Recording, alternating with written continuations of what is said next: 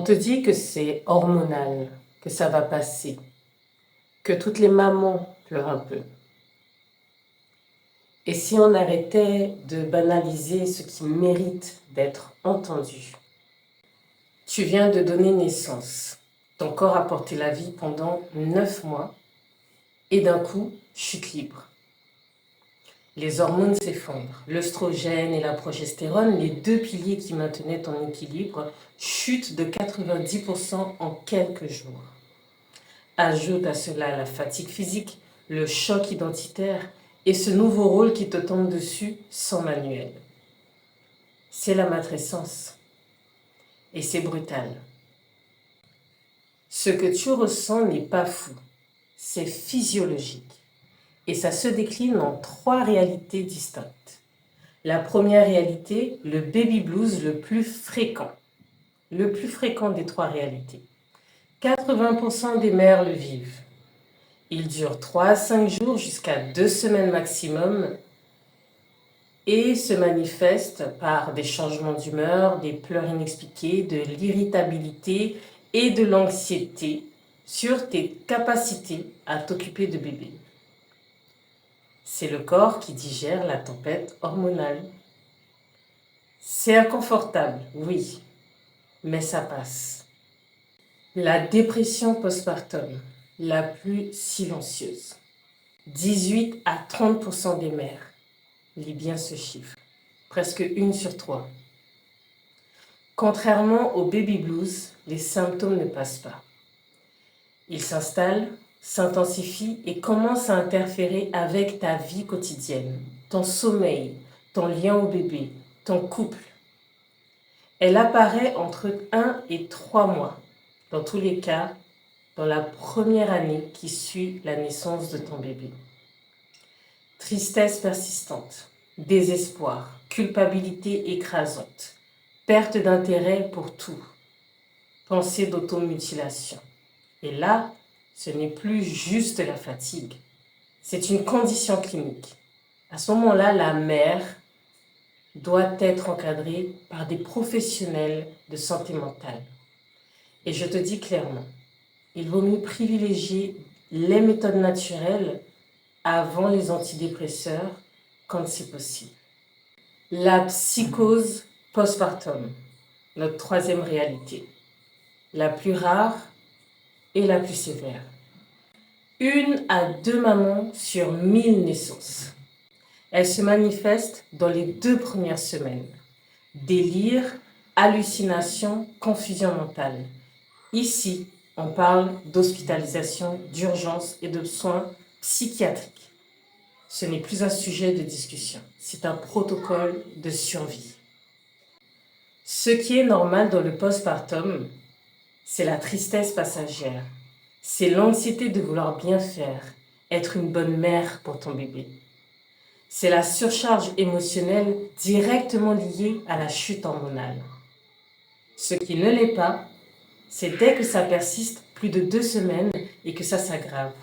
C'est dès que des pensées dangereuses pour toi ou pour ton bébé apparaissent.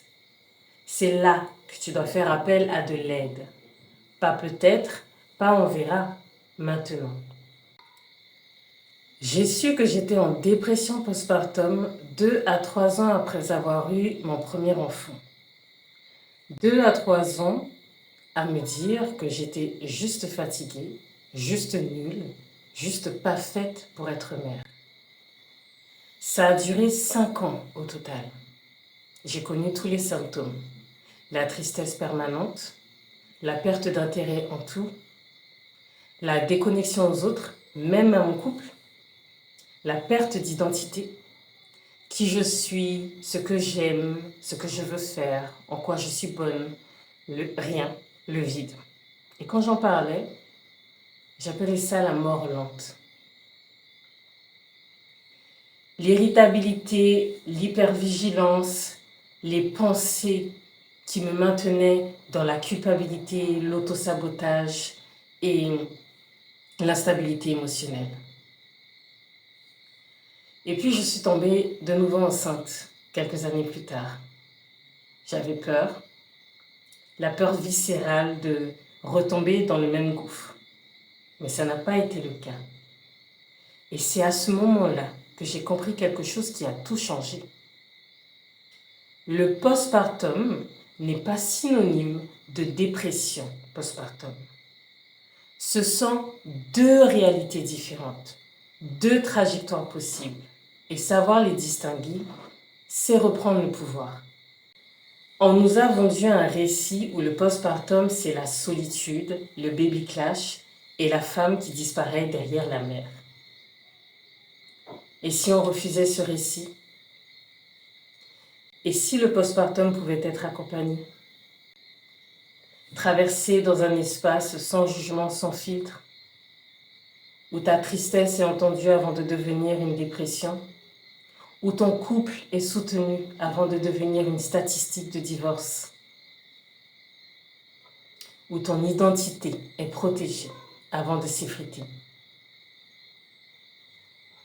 Ça commence par prendre soin de toi pour mieux avancer à deux. Je suis doula en postpartum. J'accompagne les mamans pendant 12 semaines, depuis le confort de chez elles, donc 100% en ligne. Parce que la dernière chose dont tu as besoin, c'est d'ajouter à ta charge mentale. On travaille ensemble sur 3 piliers. Le premier, le suivi individuel. 2 temps par mois, pour toi, en profondeur. Le deuxième, le cercle de parole collectif. Parce que savoir que tu n'es pas seul, réaliser que tu n'es pas seul, ça guérit. Le troisième pilier, le canal privé, pour que tu restes connecté aux autres mamans de la cohorte entre les sessions. Pas de déplacement, pas de masque, juste toi, ton vécu et un espace pour le traverser. Tu n'es pas seul. Tu n'as pas à traverser le postpartum seul et ça ne devrait jamais être le cas.